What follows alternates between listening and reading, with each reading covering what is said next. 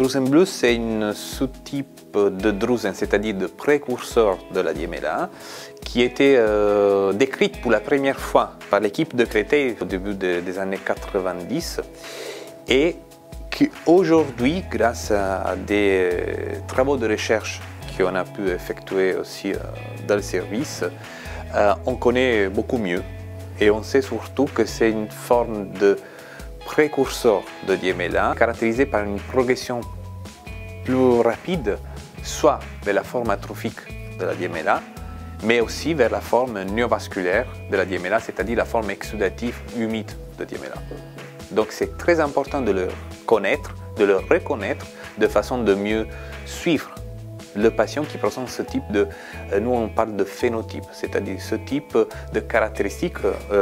notamment au niveau du fondoïde de la rétine. Et est caractérisé par la présence de dépôts, pas comme d'habitude entre la choroïde et l'épithélium pigmentaire, c'est-à-dire sont des couches plus externes de la rétine,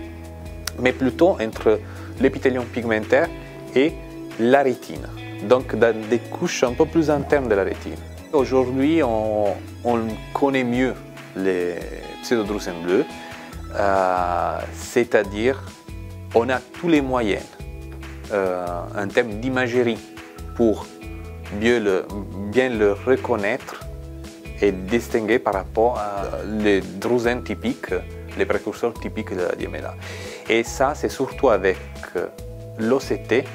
qui c'est comme un scanner de la rétine, avec